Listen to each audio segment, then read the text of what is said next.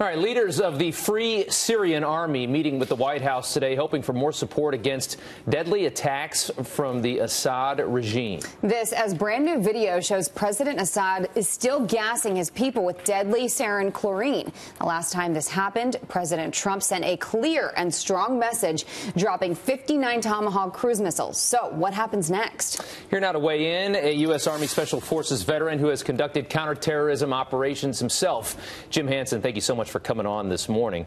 We're seeing evidence of this happening once again. The president was always critical of Obama and how he wimped out of that red line. He dropped the 59 missiles right after this happened last time. Are they probably in the process right now of evaluating this one and making a decision? Absolutely. I mean, the first thing they have to do is confirm what actually happened. Right now, we're dealing with cell phone video footage and reports, from the Syrian white helmets, who are not always the most reliable. They've got their own agenda. However, if this is confirmed as an attack by the Syrian army using chemical weapons, it puts President Trump in a difficult position. We're trying to negotiate an end to the conflict in Syria, and that requires help from both the Russians and the Syrian regime itself. So this may put him in the position of having to do some damage to them right in the middle of those negotiations. And for those people who don't know, how much of a factor is Russia in this situation? They're a massive factor. I mean, for all intents and purposes, Syria is a puppet state of Russia and, to another extent, Iran.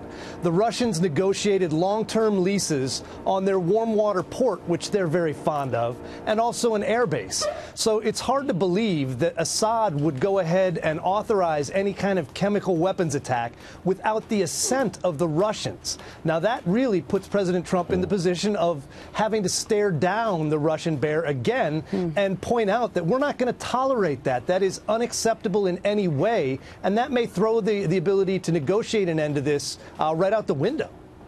Well, the rebels in this country are just about beat. I mean, they've been pushed basically backed into a corner in this. I think this particular area might be one of the last bastions of hope for this attempted revolution to overthrow the Assad regime.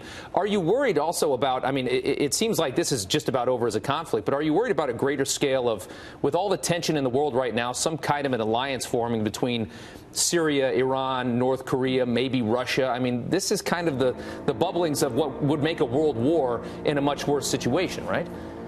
It could, which is one of the reasons President Trump will be a little bit, not tentative. He's not a tentative kind of guy. I think any decision will be decisive, but it may not be an attack. It may not be another rain of Hellfire missiles and Tomahawks coming down. This may be something that happens behind the scenes to ensure that it doesn't, raise up to another level and create a broader conflict. But the idea that the Russians, the Iranians, and Assad still in power are an axis in the Middle East causing trouble is not something that President Trump's going to tolerate. So there will be a response. The question is, will it be public and will it cause smoking rubble, or will this be something he negotiates behind the scenes? Right. And do you think retaliation is the answer yet again? If it turns out that they used chemical weapons after he was 100% clear, and as you mentioned, unlike Obama, willing to go ahead and make a red line a real thing, then I think people better watch to see whether chocolate cake is on the menu the next time he visits Mar-a-Lago, because that's what happened the last time. He ordered some chocolate cake, showed it to the Chinese president, and then things started blowing up in Syria. That's something the Syrians need to be very cognizant of. Yeah, and he does not want to appear weak on foreign policy, on messing around with these other world leaders. He does not like to show a weakness there. So, Jim Hanson, thank you so much for coming on this morning. We appreciate it. Good to be with you.